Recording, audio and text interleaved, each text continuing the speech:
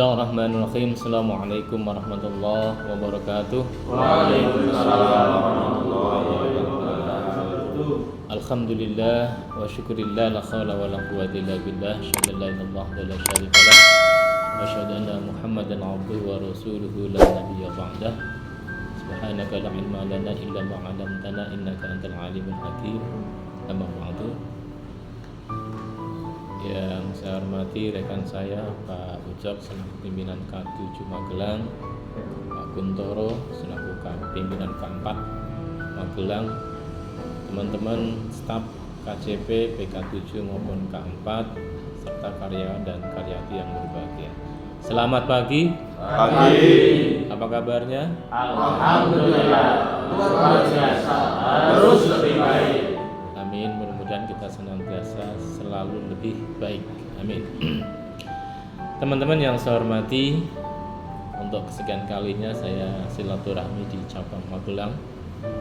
Mudah-mudahan pertemuan kita ini pertemuan yang selalu mendatangkan manfaat dan barokah. Amin. Teman-teman yang saya hormati, saya tidak bahas masalah kelembagaan ya, karena bukan bidang saya. Saya lebih arah ke masalah motivasi kerja dan masalah imtak dan syariah, itu bidang saya. Saya sering memotivasi teman-teman yang ada di beberapa KCP terkait situasi terkini, kondisi TAM yang sekarang seperti ini. Apalagi kemarin teman-teman semua pimpinan sudah di sini sudah dievaluasi di Jawa Timur kemarin dan sudah memproyeksikan kira-kira di tahun 2025 mau bagaimana dan kayak apa. Intinya dengan adanya tahun baru ini diharapkan tumbuh semangat baru, tumbuh produktivitas yang lebih baik, dan kita akan lebih sukses lagi. Harapan seperti itu. Kembali kepada ada sebuah ayat yang sering saya sampaikan, yang intinya adalah motivasi tanggung jawab kita. Ada ayat berbunyi gini, Bismillahirrahmanirrahim. Ya ayyuhalladzina amanu qu anfusakum wa ahlikum nara wa quduhan nas wal hijaratu u'iddat lil muttaqin. Hai orang-orang yang beriman, jagalah dirimu dan keluargamu dari siksa neraka yang bahan bakarnya dari manusia dan batu. Ya, ila akhirih. Secara harfiah, ayat ini memang adalah motivasi anjuran Allah kepada kita untuk betul-betul menjaga diri kita, terlebih keluarga kita, dari siksa neraka. Artinya betul-betul kita harus dituntut untuk menjadi orang yang beriman, orang yang soleh, orang yang muttaqin, ya, dikontrol ibadah kita, sehingga nanti pada ending akhir hidup kita akan di LPJ Allah. Kalau Pak Ucok, Pak Kun kemarin di LPJ, ya, kita pun juga akan di LPJ, Pak. LPJ kita lebih berat dibandingkan Pak Ucok kemarin, dibandingkan Pak Kun kemarin. Itu hanya LPJ dunia. Tapi LPJ ukhrawi lebih berat karena tidak ada yang luput. Kalau tadi salahnya Pak Ucok, masalah kasus dan sebagainya sedikit Pak ditanyakan. Tapi kalau LPJ kita di yaumil hisab detail, dari mulai kita lahir sampai kita meninggal, tanpa kelewat sedikit pun, karena kita punya sisi kita abadi, malaikat raqib, malaikat ngatib. Maka harus kita siapkan. Ini sebagai ikhtiar upaya kita dalam menjaga diri kita, menjaga keluarga kita agar betul-betul terhindar dari siksa neraka. Tetapi ayat ini kalau secara maknawiyah bisa kita artikan, hei orang-orang yang beriman, jagalah dirimu dan keluargamu dari kesengsaraan dalam hidup. Ya, kita sekarang hidup di dunia, maka yang kita kerjakan dunia, tapi jangan lupakan akhirat. Bagaimana supaya kita tidak sengsara dalam kehidupan di dunia? Mestinya kita bekerja, karena kita kaum pekerja. Kondisi realitas yang terjadi di TAM dengan adanya kondisi yang kurang baik-baik aja kata pejabat, Ini berefek kepada kesemuanya, apalagi dalam dunia bisnis. Kemarin disampaikan oleh Pak Kanwil ketika saya ketemu di Wonosobo, LPJ sekarang adalah LPJ pimpinan cabang, karena kan rencana dibentuk pimpinan cabang yang pimpinan cabang operasional. Artinya akan dibentuk cabang yang mandiri, tidak banyak menggantungkan drop modal dari pusat. Betul-betul asetnya dia diputar sendiri, kemudian menganalisa sendiri. Ibaratnya jualan ya dia harus modal itu tok diputer, untung nggak untung diputer, kemandirian. Maka harus mengetahui semuanya. Ini sebagai ikhtiar bagaimana supaya kita lebih baik lagi di tahun 2025. Dan tantangan 2025 lebih berat, Pak. Ya, apalagi yang kemarin saya sampaikan juga ada isu PPN kan, kenaikan PPN ya berapa itu? 12%, walaupun dalam untuk kalangan tertentu 12%. Oh, udah 11 ya. Kenaikan 1% dari 12. Tapi tetap ngefek ke semuanya. Termasuk harga barang, apalagi harga barang menjelang puasa.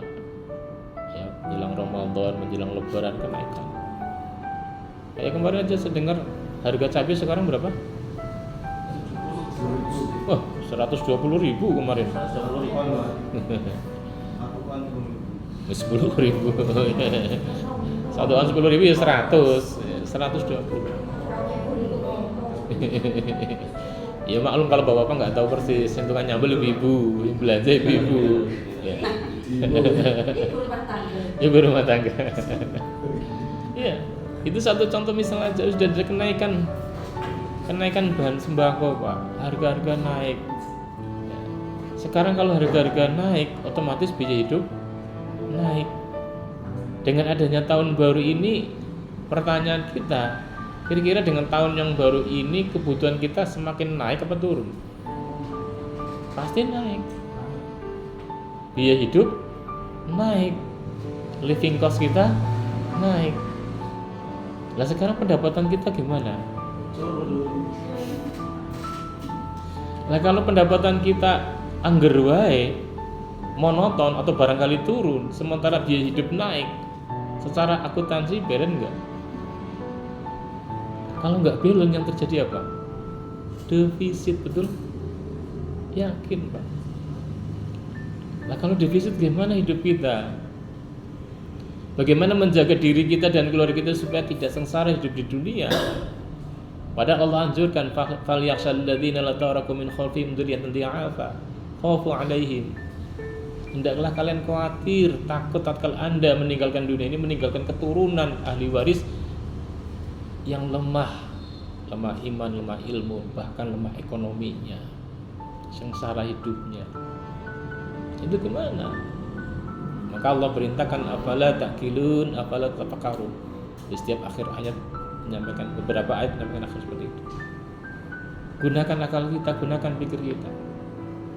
Nah sekarang kalau kondisi realitas yang terjadi di diri kita, pendapatan angger atau pendapatan bahkan turun, sementara biaya hidup naik, living cost kita naik, yang terjadi defisit, kan stres kan? Sampai kapan ini berlangsung seperti ini terus? Saya khawatir, Pak, teman-teman yang ada di TAM khususnya dan sebagainya, dengan kondisi seperti ini, yang bertahan ya mungkin terpaksa, yang nggak bertahan paling-paling pamit. Ya nek pamitnya baik-baik, nek pamitnya pola. Saya menganalisa beberapa kasus yang ada Jawa Tengah ya. Itu tidak murni, Pak, hanya karena gaya hidup, hanya karena main pinjol atau slot, judi online. Tidak, secara esensial saya yakin karena mereka terbentur dengan biaya hidup. Saya memahami orang di lapangan biaya hidupnya lebih tinggi daripada orang di kantor, benar nggak? Yakin, pasti, Pak. Apalagi yang senang merokok dan sebagainya. Kayak kemarin saya testimoni di Sabang mana ada gitu ya. Ya mungkin tidak jauh dengan sini, gaji sekian dapat sekian, untuk istrinya berapa? padahal punya anak 2, sekolah, SMA, SMP, muat. Bagaimana solusinya? Ya iyalah, kita gunakan pikiran kita gunakan akal kita. Saya sering menyampaikan, udahlah, sekarang prinsip kita kerja, mindset cara kerja kita yang dibangun adalah satu, bagaimana supaya pendapatan kita tidak kurang dari biaya hidup kita. Artinya imbang minimal lah antara biaya hidup dengan pendapatan kita. Syukur seharusnya adalah pendapatan kita lebih tinggi daripada biaya hidup kita. Bahasa saya ekstrim, gak usah mikirin orang lain, gak usah mikirin pimpinan, gak usah mikirin atasan, gak usah mikirin kantor, mikir diri sendiri aja. Bagaimana cara dalam setiap bulan pendapatan saya tidak turun, pendapatan saya lebih tinggi untuk minimal memenuhi kebutuhan hidup kita masing-masing. Itu aja lah. Ngapain sih kita mikirin atasan? Atasan itu gede gajinya kok. Ngapain sih mikirin kantor-kantor? Katalah andaikan terjadi pilot, mereka tetap punya aset. Ya, kalau kita pilot keluar dapat apa? Jaket karo helm balik, iya kan? Gitu. Makanya ayo sekarang bangun mindset pertama kita adalah bagaimana kerja semaksimal mungkin, orientasinya bagaimana kita supaya mendapatkan pendapatan yang semaksimal mungkin untuk bisa mengcover kebutuhan hidup kita masing-masing. Yang penting halal, tapi jangan menghalalkan segala cara. Oh piye Pak, anggotaku udah kabur Pak, ada macet, CM ku gede, NPL ku gede, piye Pak? Bukankah kita sebagai karyawan syariah, sebagai muslim, kita kan punya 2 jalur kan? Ada jalur bumi, ada jalur langit. Mari sampaikan, kalau kita sudah maksimal, katanya sudah maksimal pak operasional, udah kerja ekstra luar biasa, tapi masih seperti ini gimana Pak? Gunakan, perkuat jalur langitnya. Kenapa? Allah takdirkan manusia punya keterbatasan. Jangan ada beranggapan bahwa saya hebat, wah saya kerja ini kan karena saya cerdas, karena saya kerja keras dan sebagainya. Kalau hanya ukuran kerja keras Pak, mestinya tukang batu, tukang kayu, atau mungkin kata tukang becak itu lebih kaya daripada kita. Kurang apa mereka kerja kerasnya? Lembur kadang-kadang, misalkan tukang batu ataupun bahkan yang tukang ngecor aspal di jalan gitu. Itu malam kan kerjanya luar biasa.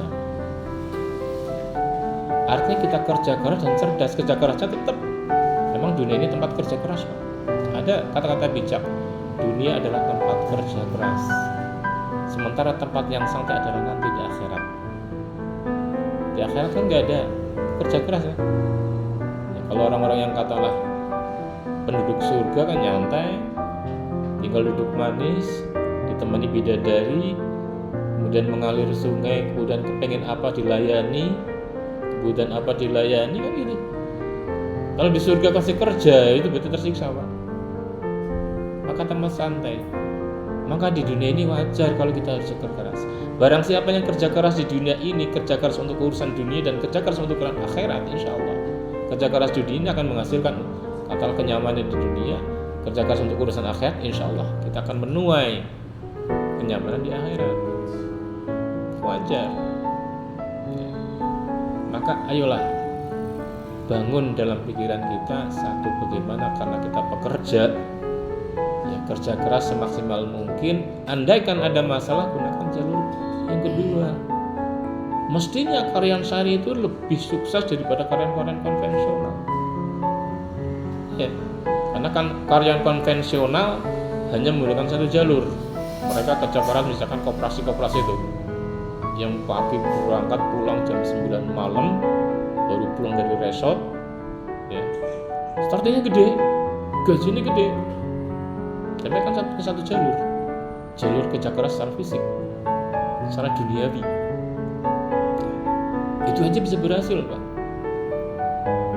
Apalagi kalau kita pakai jalur bumi juga jalur langit, insya Allah harusnya lebih baik dari mereka. Tapi kenapa? Kita yang bernotabene backgroundnya adalah lembaga syariah, kok kita masalah selalu beruntun, gak selesai. Kemarin ada rapat wilayah, saya diundang di wilayah, kemudian ada pembentukan DKM untuk musola. Sekarang ketua DKM-nya adalah Pak Joko. Ya, saya hanya bidang kerohanian aja, tidak masalah. Saya menyampaikan, kenapa sih Kaperwil Jawa Tengah dulu ketika konven beberapa puluh tahun yang lalu itu kegiatan keagamanya luar biasa. Sebelum tahun 2017 itu ngaji kalau hari Jumat, ada pengajian tajwid, tafsir, juga ada pengajian baca Quran, dibagi 3 kelas. Bahkan ngundang ustadz juga dari pondok, saya ikut terlibat. Ada kegiatan tahfidz, one day one ayat tiap hari, hafalan Quran Pak. Ada dulu hafal Yasin, hafal Ar-Rahman, Al-Waqi'ah, An-Naba, dulu pada hafal. Tapi kenapa setelah kita menjadi lembaga syariah justru sepi? Musola kayak kuburan. Fasilitas sudah ditambah di musola Kaperwil kan, sudah dibikin sekat antara untuk wanita, toilet wanita, toilet pria sudah disekat, sudah ada tempat wudhunya beda. Kemudian dalamnya sudah disekat, ada tabir itu sudah ada. Lebih nyaman, AC double, tapi penghuninya Masya Allah. Saya ngomong, dulu ketika kita konven, PHU kita luar biasa, karena ibadah kita luar biasa. Tapi sekarang, pantas kita ibadah sepi, musola aja hampir kayak kuburan. Pantas aset kita turun. Masalah yang dimunculkan. Kenapa? Kita menafikan peran Allah, bahkan kadang-kadang mengatur Tuhan. Ada statement ya seorang ahli meditasi, janganlah kau mengatur Tuhan, tapi Tuhanmu yang mengatur dirimu. Kalau misalnya gini, ada sholat, udah ada adzan, nanti aja lah zuhur 1:30, itu kan sama dengan kita mengatur Tuhan. Kenapa? Kan Tuhan yang mengatur kita, dipanggil untuk sholat, menyegerakan diri untuk sholat, itu kan panggilan Allah. Ya, walaupun kemarin jujur saya diprotes 3 kali, saya diprotes dengan wilayah dan direksi, gara-gara saya adzan kalau di musola tepat waktu. Kadang zuhur jam 11:30, kadang zuhur jam 12:04. Saya dibahas oleh direktur, oleh dirut SDM juga iya, oleh Pak Dawam juga iya. Ya monggo, tapi saya istiqomah. Bahkan kemarin ada rakor di pusat, bahasa saya dilecehkan di muka forum. Ya. Logikanya begini, kalau misalkan seorang pimpinan ada anak buahnya disiplin, kira pimpinannya senang nggak? Pak Kun, Pak Ucok punya karyawan disiplin, berangkat nggak telat, waya doa sudah doa, gitu kan senang. Daripada datang telat, push up 10 kali, gak seragam 10 kali, dia kan disiplin. Ketika ada karyawan yang disiplin, pasti senang. Atau barangkali ketika dia memanggil, Mas, atau dipanggil Pak Dani, ya cepat-cepat, siapa? Datang menghadap, senang kan? Kebalikannya ketika seorang pimpinan manggil, Pak Ucok manggil Pak Dani, bisa 1/2 jam murah. Begitu datang, ya Pak, diundang, dipanggil ke toko-tokonya apa tuh, kan dimarahin. Apalagi Pak Dani tekannya misalkan kalau nggak di asrama berangkatnya telat, ini sudah pada doa baru datang. Sama Allah pun juga seperti itu Pak. Ketika Allah berkehendak memanggil panjenengan dengan adzan untuk menghadap kepadanya, yang Allah inginkan bukan apa-apa, bukan Allah kepengen disembah, nggak pengen disolati, enggak. Justru kasih sayang Allah ketika memanggil Anda itu Anda supaya mencurahkan masalah, memanjatkan permohonan doa. Maka hayya 'alas shalah, hayya 'alal falah. Ya. Jadi tatkala kita menelatkan diri, apalagi lalai dengan sholat dan sebagainya, kan diancam fawailul lil musallin, celakalah orang-orang yang sholat. Ya, sama Pak, ketika dipanggil nggak datang-datang, Allah ya murka. Ketika nggak disiplin, sudah dipanggil nanti jam 1:30 misalkan duhur, padahal adanya jam 12 kurang seperempat, itu juga sama Pak. Maka ayolah, ini sebagai upaya jalur langit untuk bagaimana masalah-masalah kita, ataulah kemudian problematika kita terkait masalah pendapatan kita masih belum baik-baik aja. Ya, kalau secara maksimal ikhtiar dohirnya sudah katalah maksimal, maka tingkatkan dengan jalur langit. Bagaimana supaya katalah Allah ridho? Ya dekati. Bagaimana cara mendekatinya? Taati. Ya, insya Allah. Dengan seperti itu masalah kita. Bukankah Allah sudah memberikan rumus bagaimana cara menyelesaikan masalah? Kan? Fa inna ma'al usri yusra, inna ma'al usri yusra. Setiap kesulitan pasti ada kemudahan. Bahkan 2 kemudahan yang Allah tawarkan. Ya. Kemudian ada ayat wa may yattaqillaha yaj'al lahu makhraja. Siapa yang beriman bertakwa kepada Allah diberikan jalan keluar masalah. Kuncinya di situ. Kalau yakin, kadang-kadang diri kita nggak yakin. Ya, makanya, ayo.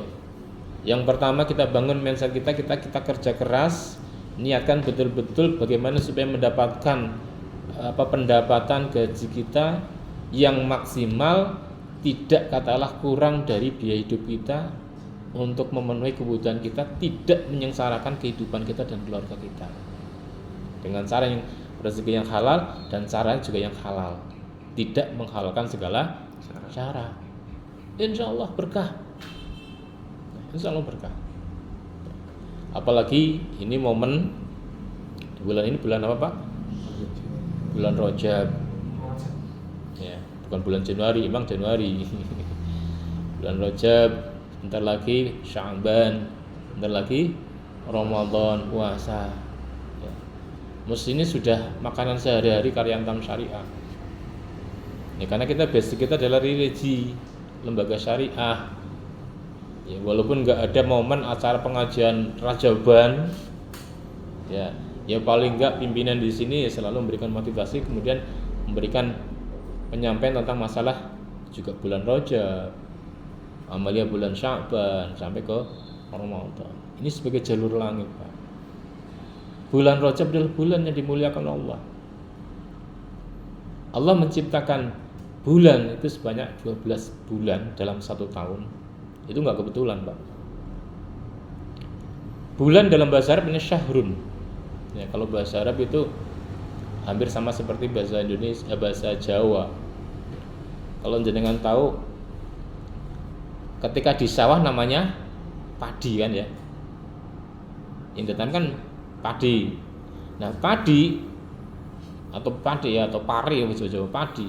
Setelah kemudian dipanen, namanya ganti apa? Gabah. Gabah ketika diselip rice mill, namanya ganti apa? Beras. Beras ketika Mbak Ana memasak, namanya ganti jadi apa? Nasi, sego. Ketika jenengan di rumah keluarga makan nasi nggak habis, kemudian dikeringkan, namanya aking. Padahal sama-sama satu. Itulah uniknya bahasa Jawa gitu. Bahasa Arab juga sama. Syahrun artinya bulan. Bulan ketika baru muncul, baru terbit, namanya apa? Hilal. Oh, sabit. Sabit ya arit. Makanya Pak Hilal Pak, ada ru'yatul hilal, itu kan sering dicari toh. Ketika menjelang bulan Ramadan, ketika menjelang bulan Syawal, ru'yatul hilal, melihat bulan. Jadi bulan yang baru terbit, baru mentingil, itu namanya hilal. Agak naik sedikit namanya badrun, kan, tola'al badru kan gitu. Allah Rasulullah digambarkan sebagai bulan yang baru terbit, yang mau datang. Kemudian naik lagi setelah bulat bunder, ya, namanya bulan purnama. Namanya apa? Qamar atau Qamariyah ya. Nah, Qamarun itu bulan. Sama-sama bulan. Bulan. Jadi kalau Badrun dan Qamar sama-sama bulan, Pak. Cuma bentuknya yang berbeda. Nah, kata syahrun dalam Al-Qur'an setelah diteliti, Pak, 30 juz itu hanya disebut 12 kali. Maka tidak kebetulan kalau 1 tahun 12 bulan. Sama dengan kata yaumun atau ayam. Yaumun apa artinya? Hari. Ayam, hari-hari, bukan ayam-ayam goreng, bukan ya. Atau ayam apalagi itu enggak. Yaumun. Itu ternyata di Al-Qur'an 30 juz dari pertama sampai terakhir itu hanya disebut 360 kali.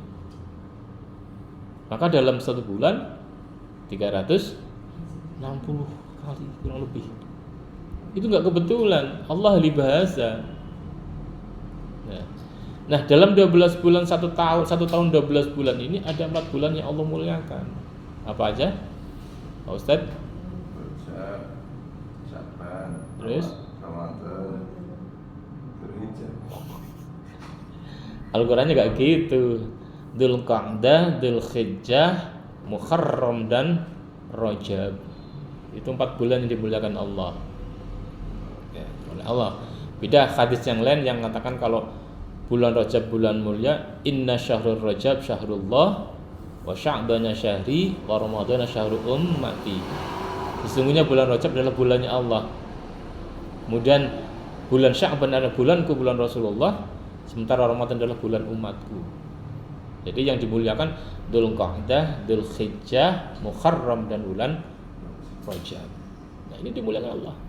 Rajab secara etimologi itu ada 3 kata. Ro, ada 3 huruf ya. Ro, jim dan ba. Rajab. Kemen santri syariah ngerti.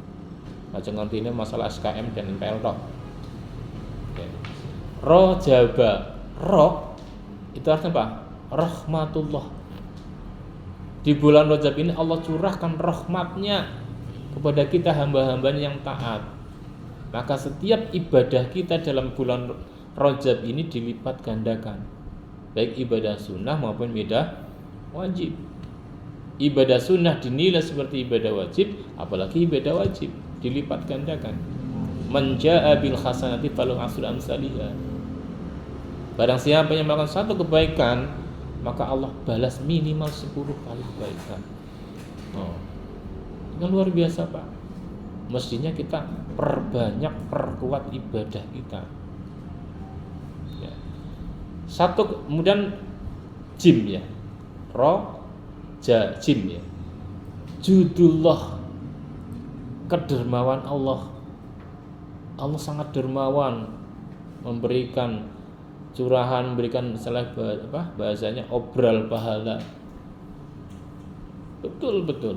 Allah sangat dermawan, berbagi kasih sayangnya kepada hamba-hambanya yang benar-benar taat menjalankan ibadah, meningkatkan ibadah khususnya di bulan yang dimuliakan Allah. Kemudian yang terakhir rojaba, birullah, kebaikan Allah.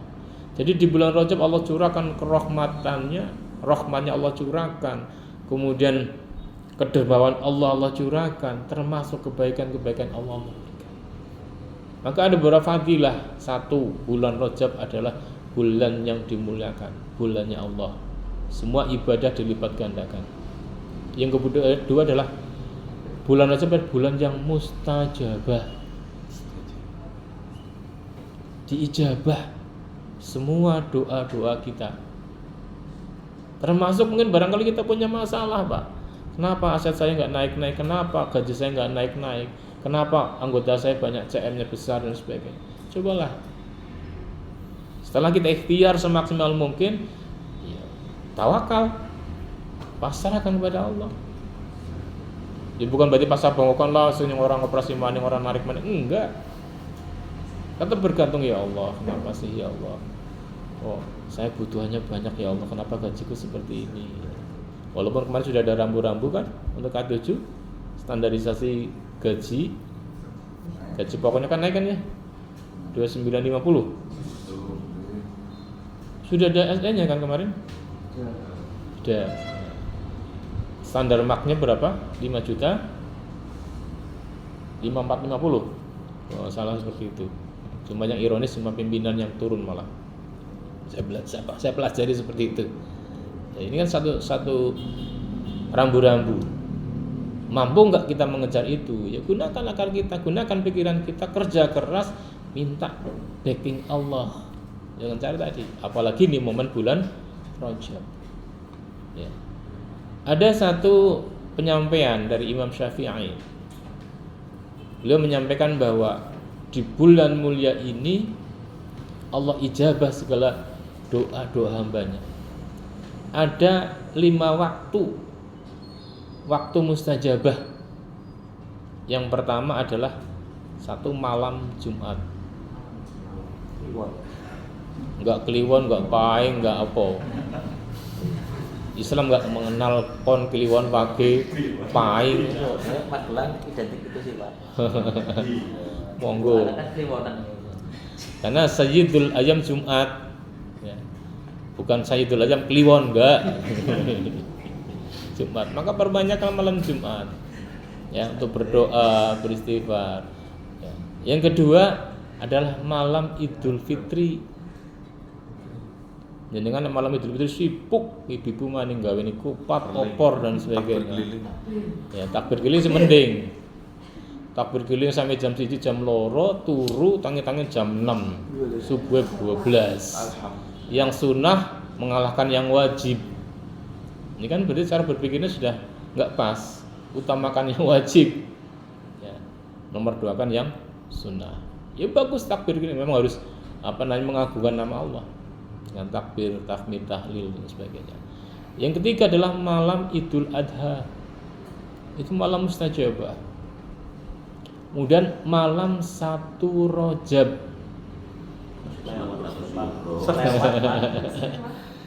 Kemarin persis pada malam tahun baru.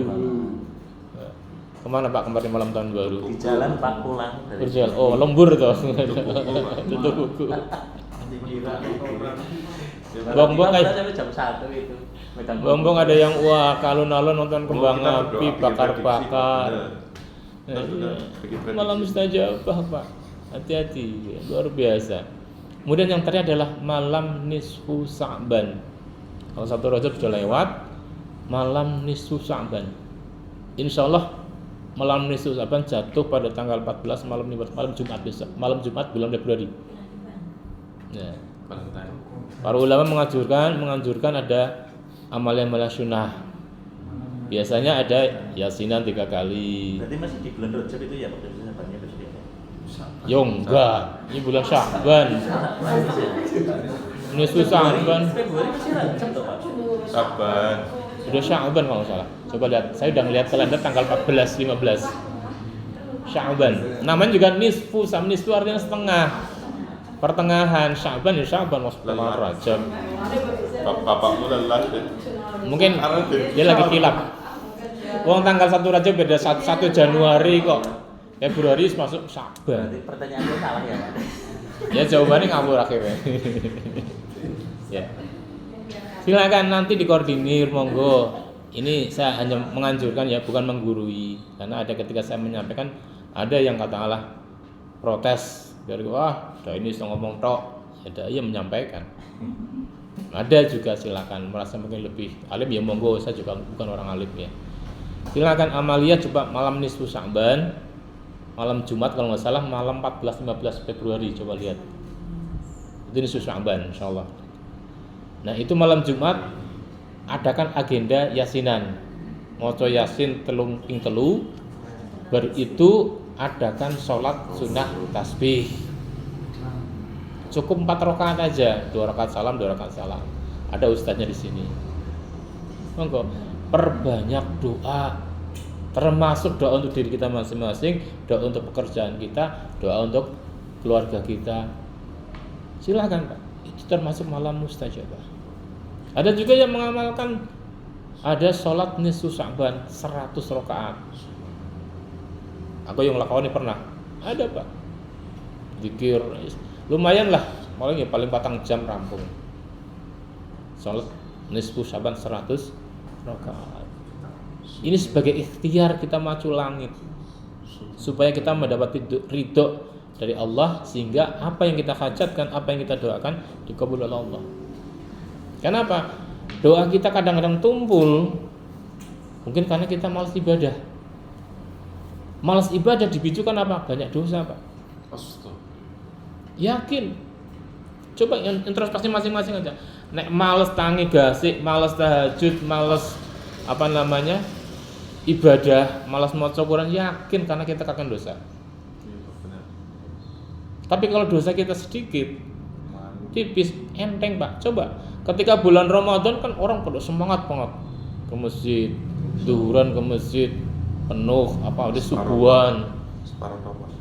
Sorry, pokoknya lebih banyak dibanding dengan hari biasa gitu ya. Separuh. Kenapa? Imannya naik, dosanya berkurang. Ya, itulah Pak. Maka indikasi kalau kita malas ibadah, yakin dosa kita penuh, dosa kita banyak. Maka keutamaan yang ketika di bulan Rajab dah bulan yang maghfirah, penuh ampunan. Perbanyaklah istighfar, mohon ampun kepada Allah. Ada sebuah hadis riwayat Ali bin Abi Thalib, beliau menyampaikan, segeralah mohon ampun kepada Allah di bulan yang dimuliakan, diantaranya bulan Rajab. Kenapa?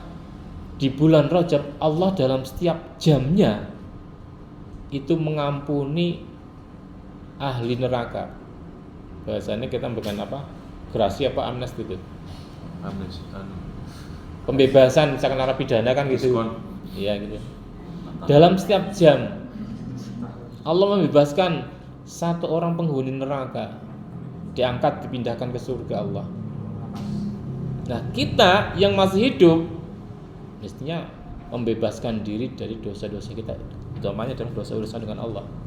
Perbanyak istighfar, mohon ampun kepada Allah. Wong Rasulullah aja yang dijamin masuk surga aja sehari itu minimal ada hadis mengatakan 100 kali, ada yang 70 kali. Itu loh Rasulullah yang hampir tidak punya dosa sama sekali. Maka ayolah, momen bulan Rajab ini sebagai media untuk kita memperkuat keyakinan kita, memperkuat ibadah kita kepada Allah, memohon kepada Allah agar semua kehidupan kita diberikan kenyamanan, pendapat kita dinaikkan, rezeki yang halal, yang barokah untuk mengcover kebutuhan hidup kita. Yakin Pak. Tapi yang enggak yakin ya monggo. Ya. Saya juga membaca kenapa tam seperti ini, ya ngakuinnya syariah ternyata enggak syariah. LPJC sekarang enggak ada LPJ syariah Pak. DPS enggak diundang. Dibahas hanya masalah bisnis dan semua. Ya monggo, saya ikhlas aja kok.